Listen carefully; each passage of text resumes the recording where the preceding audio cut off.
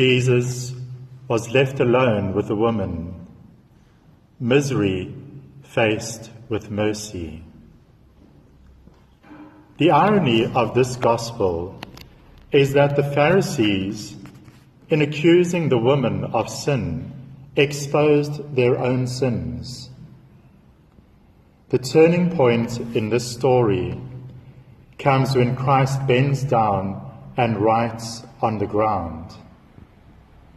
That is also the most intriguing part of the story. There is something mysterious about Christ writing on the ground. And it happens twice. When the Pharisees first asked about his understanding of the law of Moses, and then again when they repeated their question. The most popular interpretation of Christ writing on the ground is by Saint Jerome. He said that Christ was writing coded symbols or figures which reminded each accuser secretly of his own sins. When so confronted with their own sins, they left in shame one by one, unequal to the challenge of Christ. Let the one who is without sin cast the first stone. That is an appealing interpretation which fits well with the story. It shows clearly how the accusation of the Pharisees backfired, exposing their own sinfulness, especially their sin of self-righteous judgment of the woman. Another interpretation holds that Christ wrote no words or symbols. He was just idly tracing on the ground. In the Semitic culture, tracing idly on the ground is a gesture of disdain. Christ was dismissing the Pharisees' question as hypocritical and expressing his disgust with their self-righteousness. By so ignoring their accusation, he indicated that something else was the real issue. The real concern was their sins, especially their heartless humiliation of the woman. Either interpretation of Christ writing on the ground carries this message.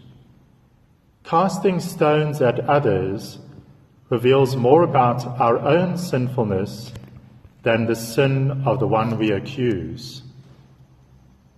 The gospel story revolves around two sins: the sin of the woman, adultery, and the sin of the Pharisees, self-righteousness. But more important than their sins is their reaction to their sins. The gospel conveys a sense that the woman was repentant, while the Pharisees were not.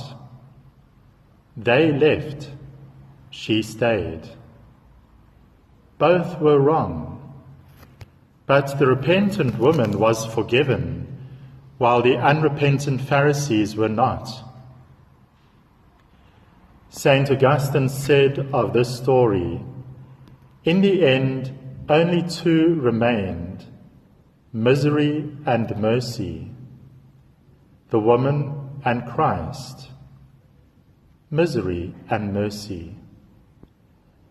The gospel story is about sins, but the message is about mercy, a mercy which moves one to repentance. Too often we remember only the clever words of Christ to the Pharisees, "Let the one who is without sin cast the first stone." But Christ's somber words to the woman are even more significant. "Go, but do not sin any more." The rebuff of the Pharisees has become part of our popular language, "Let the one without sin cast the first stone." The admonition to the woman, "Go, but do not sin anymore," is yet to be adopted by our culture, verbally or morally.